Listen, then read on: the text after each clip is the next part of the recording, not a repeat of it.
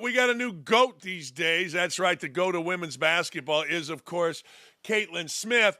Caitlin Smith. I don't know what's wrong with me today. I'm foggy up in here.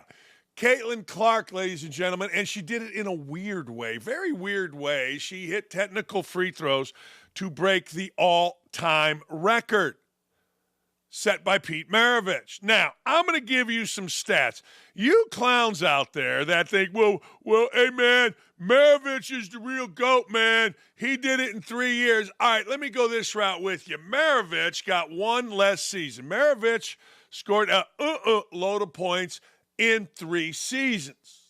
He did. He played for his dad, which meant he shot every time. He did not, Maravich, have a three-point line. He did not, Maravich, have a shot clock. Of course, Caitlin Smith has both. But let me give you some numbers here. Even though Maravich only played 3 years, Caitlin Clark played 4. Caitlin Clark took 600 fewer shots than Pistol Pete. See, there was a day in college hoops and professional hoops where the gunner, you're a gunner. That means you just shoot all the time. It was not a positive to be called a gunner. It was a negative. It was a derogatory term. He's a gunner. I don't want him on my team. All right. So Caitlin Clark would lose 503 points because of the three-point line. But if she got the extra 600 shots at 46.6, which is what she shoots, on twos, she'd have an additional 560 points. So this is not exactly what people think. People are poo-pooing Caitlin Clark because of her, well, she's got the line. Well, she's got the shot clock. Pistol Pete didn't have it. No. No, you can look at it a variety of ways. See, I don't care. I don't care how you quantify it. I don't care how you did it. The points that both scored are phenomenal. And if you want to mince or parse or whatever, that's up to you. But the truth of the matter is nobody in college basketball, at least in NCAA college basketball, has scored as many points as Caitlin Clark. Now, she's not the GOAT. She's not this. Fine. But here's the caveat to all of it. She did it while taking Iowa, which back in the day was a bit of a power, hasn't really been. She did it while taking Iowa to the national championship game. Back in the day, the fly is open, let's go Pete. That was Fly Williams at Austin Peay, who was dropping about 28, 29 at Austin Peay and not winning nothing. Freeman Williams out at Portland State, going for 30 a night, never won nothing.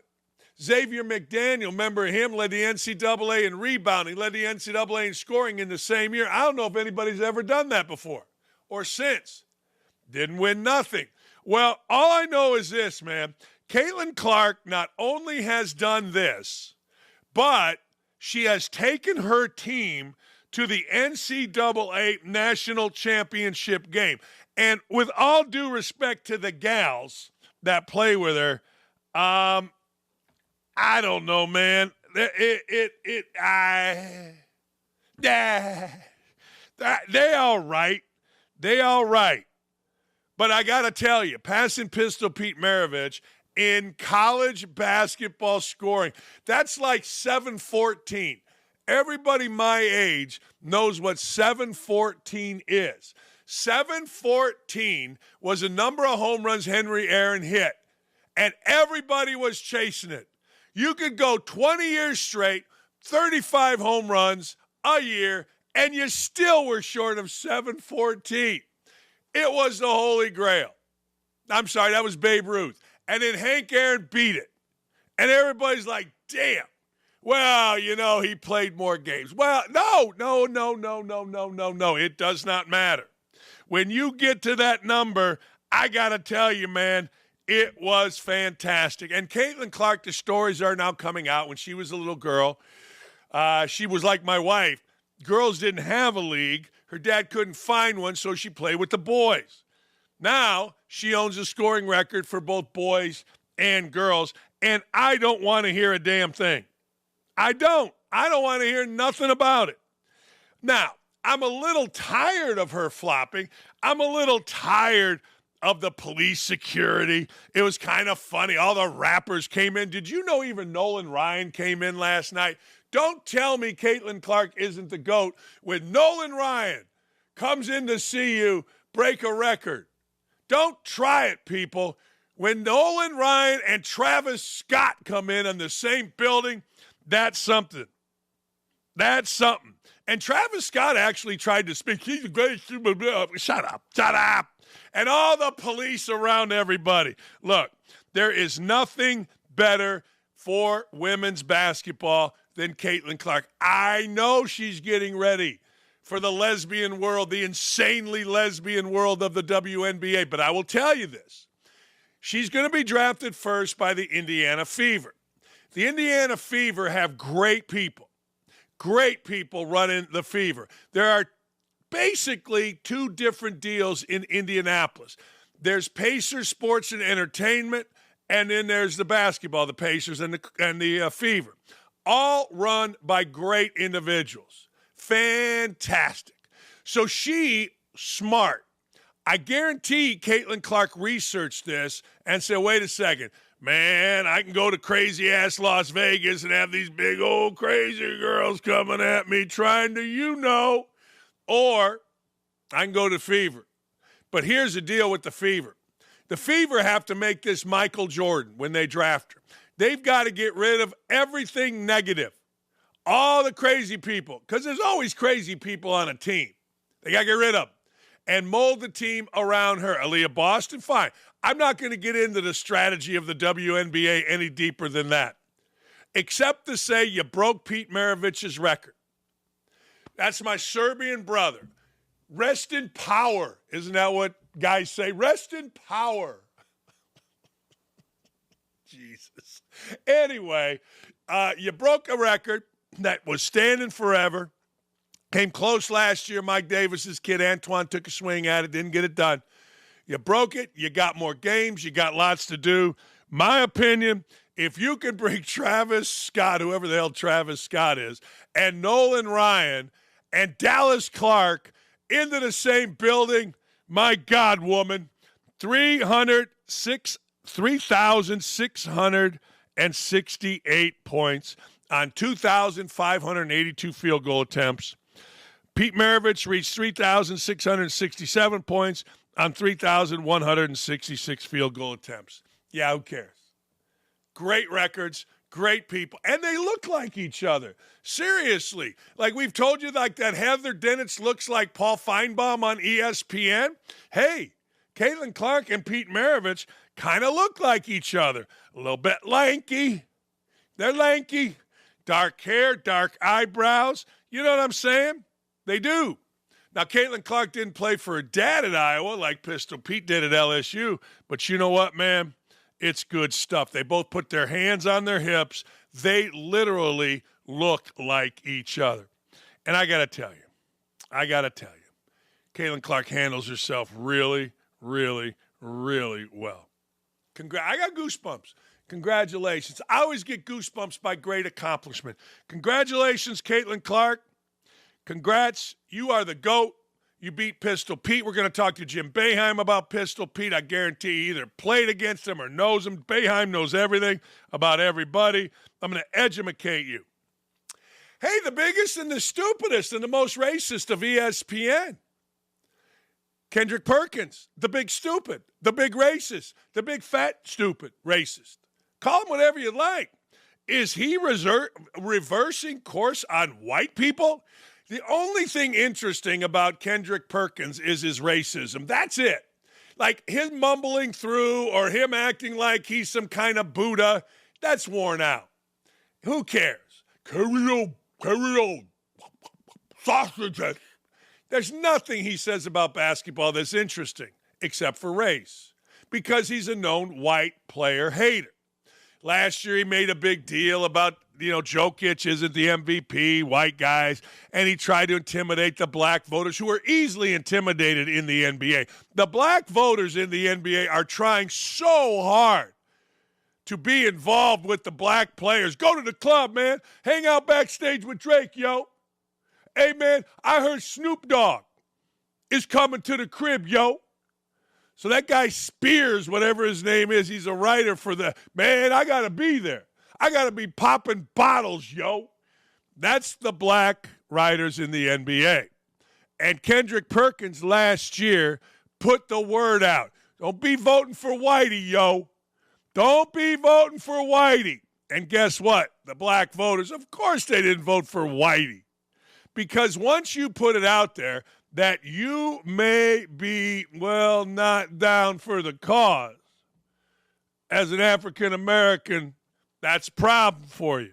You don't want that. Well, all of a sudden, the big racist, the big fat stupid racist, Kendrick Perkins, he's switching up. What? Kendrick Perkins? You think Whitey actually can win the MVP? Interesting. What you got? Let's hear from the big stupid. We could make a compelling argument for all of these guys when it comes down to Jokic, when it comes down to SGA. It could come down to Donovan Mitchell, Luka. Like, all these guys are going to put up historical numbers in today's game. Yeah. Hell, if we want to make a case, why are we not saying anything about Sabonis? Sabonis right now, hold on. If we're going based on numbers, Sabonis is leading the NBA in triple-doubles.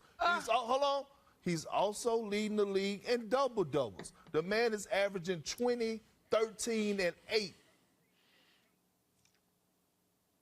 No, he's right. And whoever the little girl grunting on the side goes, is uneducated. I'm guessing it's that little girl that took over for that Nichols lady. Sounds like maybe, Anyway, well, Sabonis is. I mean, you want the truth? Sabonis is averaging 20 points a game, 19-9. He's shooting 61%. He's shooting 42 on threes. He's averaging 13 rebounds, a steal a game, and 8.4 assists. I mean, you can make the case. Now, what you're not hearing is Clown making the case for somebody that actually has a chance, somebody that actually possibly could win it. I'm just saying, I'm smart enough to know that, you know what, you're doing this, you caught a lot of hell last year, and now, ladies and gentlemen, you are simply trying to show that I am down to clown with Whitey. You're not going to hear him talking about Luka Doncic. Course not. Course not. I mean, Luka Doncic might have a chance. I don't know. Jokic should be around it. What do I know? Jokic is averaging, listen to this, 25, 12, 9 assists. He getting ready to do it legit. Russell Westbrook did it fake. He's getting ready, Jokic is, to average a triple-double. Now, you're not going to hear big, fat, racist, stupid Kendrick Perkins talking about Jokic because he's a white guy. And it's already out there. Hey, man, you black voters, don't be voting for Whitey. He'll talk about a guy that has no chance. I just looked this up while I'm talking to you. Sabonis actually is 6th in some of the races. I'll give you the top 5. Number 5, Doncic. 4, Tatum. 3, Greek Freak. 2, Shai Gilgeous-Alexander. That's cool. Honest to God, I love John Calipari, but Jesus, can you win something with guys that go into the NBA left and right? Anyway, I digress. Kentucky looked pretty good in the last 10 minutes. I think they got a shot. But let's stay with the big stupid. So the big stupid is not going to talk about Jokic, white guy. He'll talk about the 6th guy. And he's not wrong. I mean, that's the thing. Like, you got to decide what you want to be when you're an NBA analyst. Do you want to be down with the cause, yo? Or do you want to be real? Do you want to be legit? Do you want to have your opinion respected? Right now, the big, fat, stupid racist Kendrick Perkins could tell me, I'm bald. Dakich, you're bald, and I'd have to look in the mirror and rub my head. Because I don't believe anything he says, because what he says is biased, slanted against white people. It's what he does. It's who he is. In fact, you can tell by this picture of him with Woj. Man, and I don't blame him for this, by the way.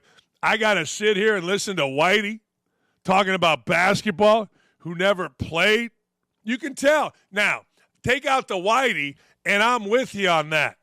At no time should John Beilein have to sit on a set at the Big Ten Network and listen to Rafael Davis or Mike DeCourcy.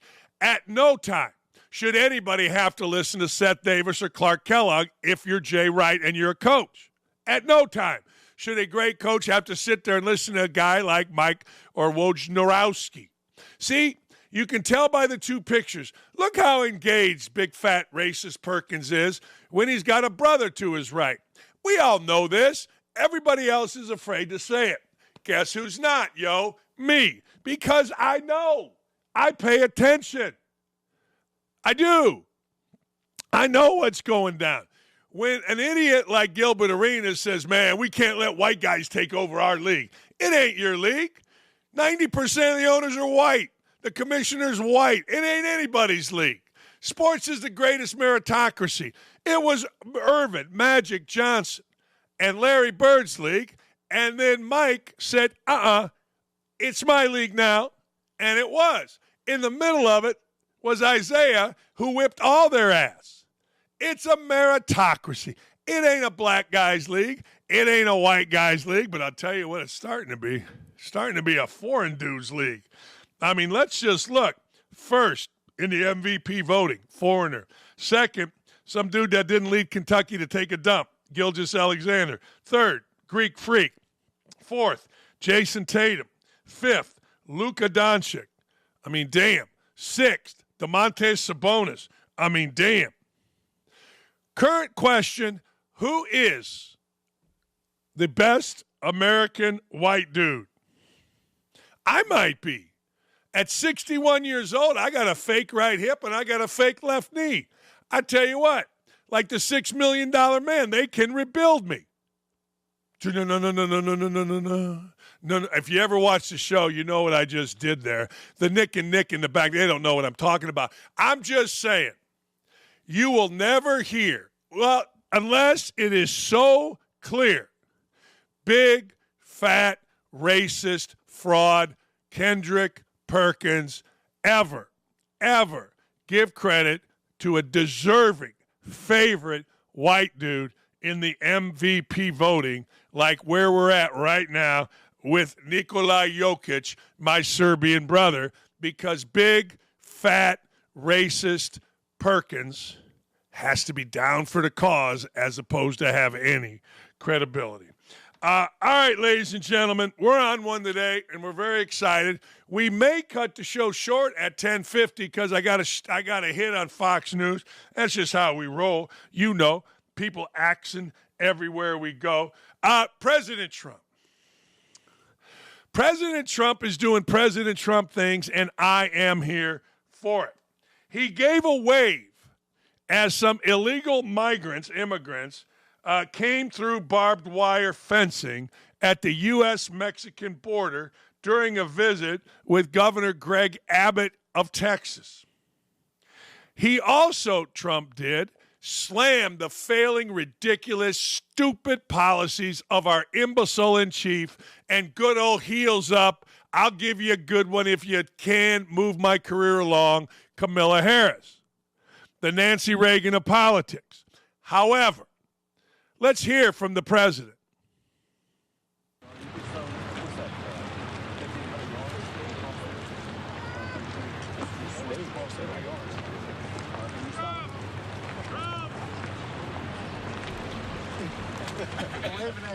They like Trump. Could you believe it? They like the governor. What is your reaction? Why do you think he's here today? I don't think it's an accident. And he had bragged about reversing the policies that you put in place.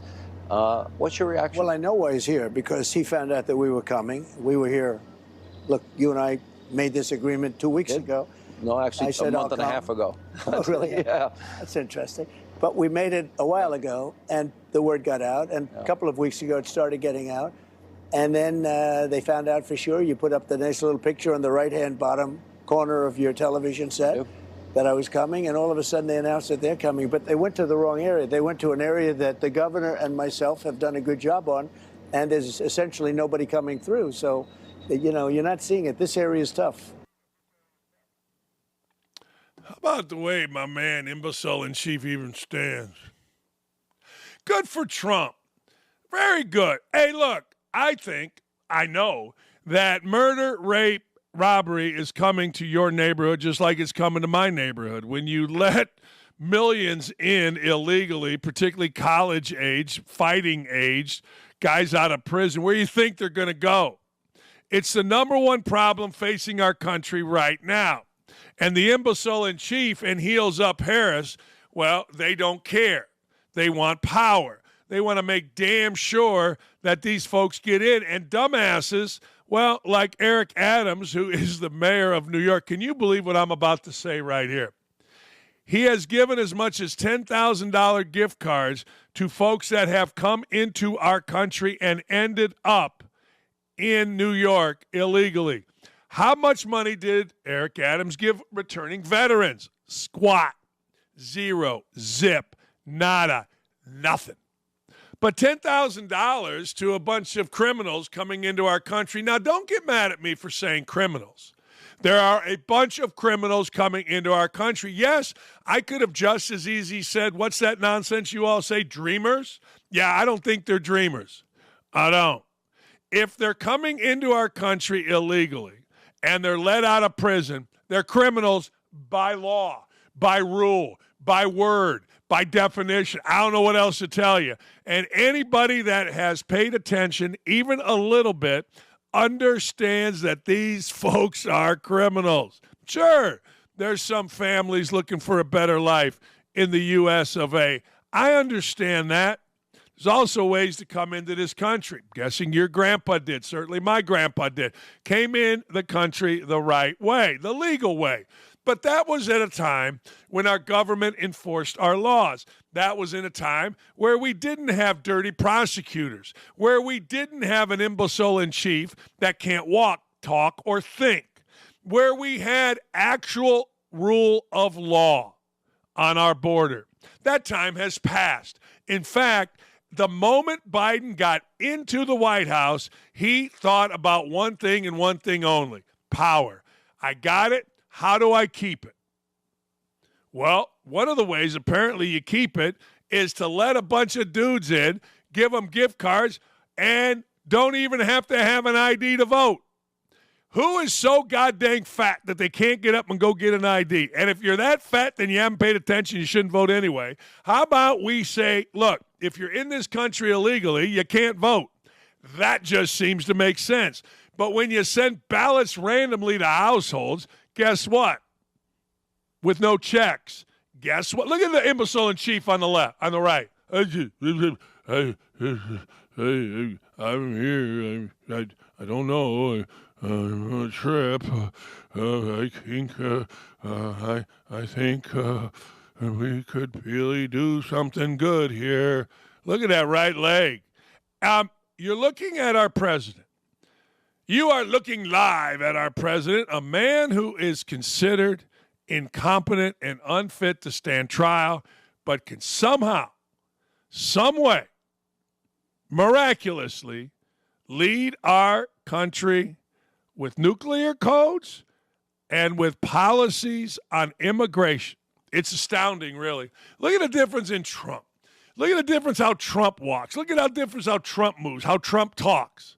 And some of you are actually going to vote for Joe Biden. There's a lot of stupid in this country. There really is. I mean, there's a bunch, and it's getting more and more as we let uneducated criminal illegals into our country. That may seem harsh, but tough. You don't like it? Put another sign up in your house. Nobody's illegal. Black Lives Matter. Everybody's welcome here. Yeah, good. I just like law and order. I like guardrails. I'm a rule follower to a certain degree. Some things I'm not, but some things I am.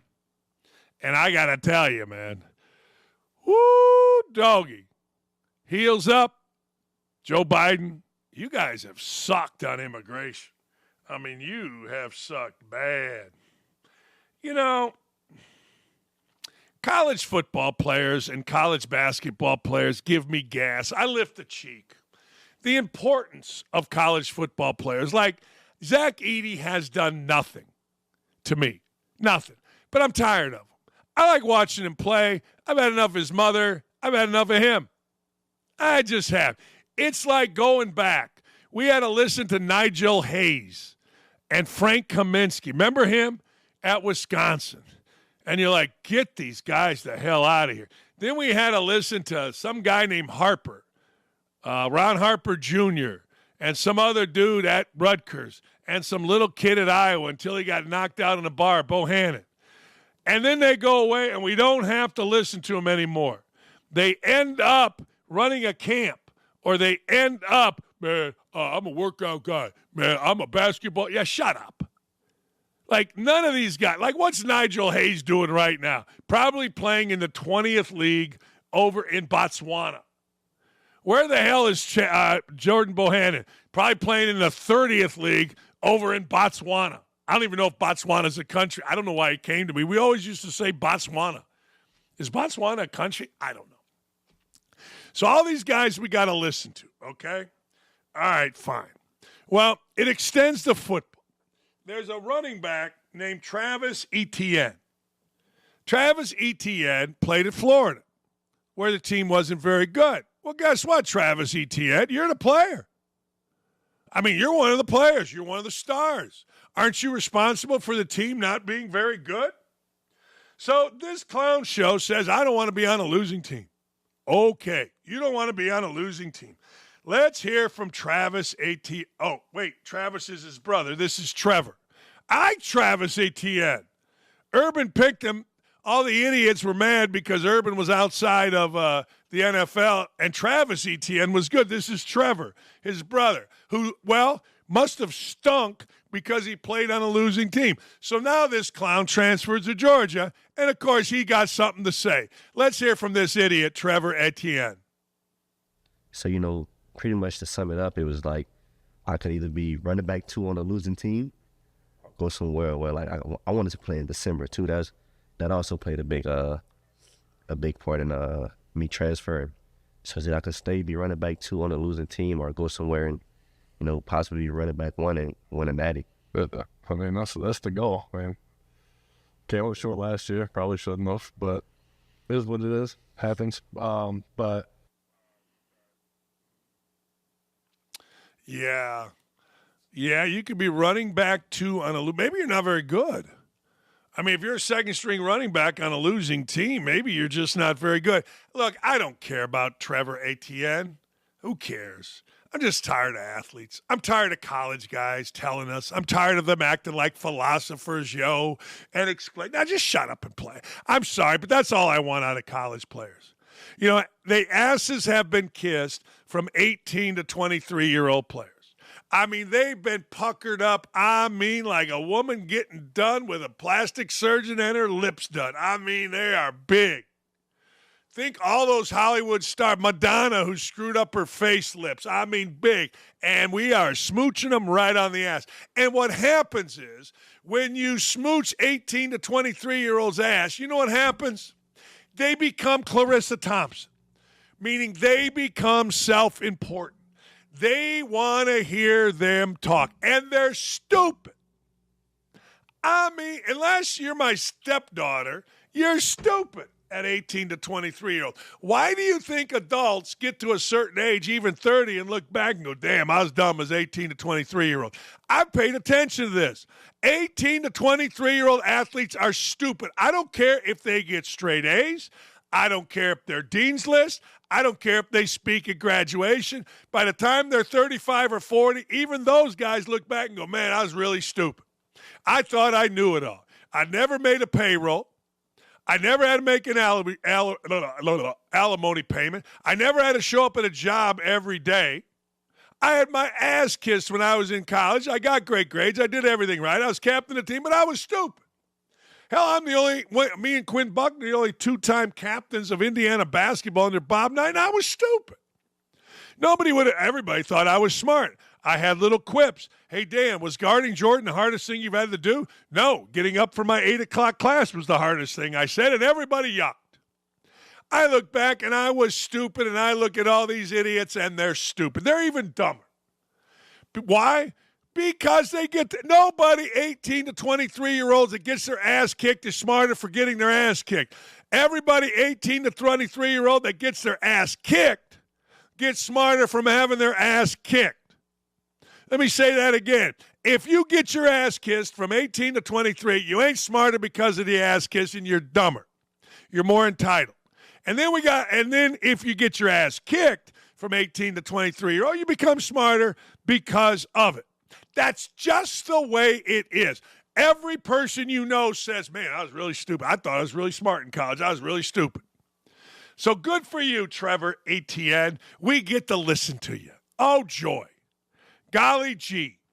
If we could only now listen to running back 1 at Florida, or maybe running back 1A at Georgia. Boy, wouldn't that be interesting? Wouldn't that be great? We can hear him mumble through something, I don't know, the latest rap lyrics from Drake, or give us their opinion on the best OG group of all time. Wouldn't that be awesome? Man, I remember telling my son when he went to play in the Big Ten, I said, look, you're a Dakich. You got a mouth, you got opinion. Keep your mouth shut. Just keep your mouth shut. Work your ass off. Keep your mouth shut so you don't look back and go, man, that was stupid. I look back and I go, man, I was really, really funny. I was the go-to quip guy. I was an idiot. Anyway, but thank God, man. Thank God we get to listen to Trevor Etienne. If I didn't get to listen to Trevor Etienne talk about his former school that gave him a scholarship, that he willingly picked Florida, that he went to and wasn't good enough, apparently, according to him, to be the running back 1. If I didn't get a chance to listen to Trevor Etienne besmirch Florida and talk, I don't know what I would do. I can hear you right now. Oh, Dakich, you're racist. No. White guys are dumb as hell, too. Are you kidding? What, are you out of your mind? No. I judge people by the content of their character, not the color of their skin. And if you don't think white dudes are stupid, you're out of your freaking mind. So just stop. You guys see race. I see people. You guys see, I don't know, Al Sharpton. I see Martin Luther King. I have a dream that one day we will be judged by the content of our character, not the color of our skin. But you know who doesn't want that? The brothers. I don't want that. There's a great episode on 30 Rock where Tracy Jordan loses his DEI status and it gets treated like everybody else. He lasts about 3 minutes before he's like, whoa. I don't like this. I don't want this. This is crazy. Go back. Treat me like an African American. Treat me special. Treat me like a star. Come on.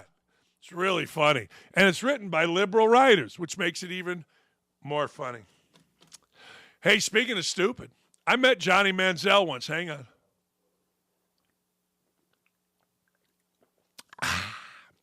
Hey, speaking of stupid, I met Johnny Manziel once. He was an idiot. No, stone idiot. Butler National is an all-men's golf club in Chicago. Michael Jordan isn't allowed there because he welched on too many bets there. I'm not surprised. A writer named Teddy Greenstein and I were in the locker room. Teddy, myself, my brother, another guy played at Butler. We got done. We're in the locker room, having a beer in the locker room. Nice locker room. Look over. I think that's Johnny Manziel, some idiot talking loud. Teddy, who's a reporter, goes, "You Johnny Manziel?" "Yeah." And then the world's fastest white guy ever to play at Notre Dame, I don't know his name, Barry Alvarez told me this, was his partner. He goes, everybody started talking. I sat there. I listened. I listened to a whole lot of stupid. Johnny Manziel has thrown all of his golf clubs into the lake except for his 3-wood pitching wedge and putter on the 16th hole. He's an idiot. I couldn't decide whether I would like to hang with Johnny Manziel or I wanted to punch him in the head. I decided he's just an idiot. And I don't mind hanging with idiots. But Johnny Manziel is now back. Johnny Manziel is talking. He said this: "After careful thought and consideration, I will humbly be removing myself from the Heisman Trophy ceremony until Reggie Bush gets his trophy back. Doesn't sit right with my morals and values. That can't be. And be on that stage with us every year. Reggie is a Heisman Trophy. Do the right thing. It's in your court. Okay. All right. His morals, well, he was a cheat too, right? Remember, he got suspended for autographs? Look, I'm not saying these rules were egregious. I'm just saying they were rules. What exactly are Johnny Manziel's morals? I mean, didn't he have all these problems with his girlfriend? Didn't he cheat in college? Didn't he now talk about cocaine usage? And all of a sudden, he's got morals when it comes to Reggie Bush. Here's what I hope. You want to know what I hope? Here's what I hope. I hope that every Heisman Trophy winner does that, because it's pathetic to see these guys on the stage. I know a lot of people like it. I do. I've always said this. I am not going to be the old guy that hangs around the university. I'm not, ever. I'm going to the Indiana game this weekend, but that's only because I'm going to sit behind Michigan State's bench and watch Izzo coach. I can't wait. I'm very much looking forward to it. But I'm not that guy that wants to come out there. I tease Indiana University about, hey, what the hell, man? It's going to be 40 years since we kicked Michael Jordan's ass. How about getting the drunk from Southern Indiana that gave a little money off of center court one time and honor our team? I wouldn't go if they did. I am not that guy. So I don't give a rat's ass about seeing these old guys walk up on stage during the Heisman Trophy presentation. So I encourage all of you guys. And no, there's no gals. How about that? Oh, why isn't there a woman Heisman Trophy? Well, it's sexist. It's misogynist. Boys club. Anyway, I encourage all of you Heisman Trophy winners to boycott so we don't have to see you. Nice ceremony. Don't even bring 4 people. Hey, Jaden Daniels, you're the winner. You come to New York. We're going to honor you on TV. That's what I'd like to see. Anybody that follows Johnny Manziel at this point in his life is a stone idiot. I can't wait to see. I cannot wait to see who follows him. You know Leinert's gonna. Come on. He just stepped off the set of 90210. Of course he's going to support him. Good. We don't need to see him. We don't need to see him. It's that simple. Boy, if you're following Johnny Manziel, you're dumber than me, and I'm dumb.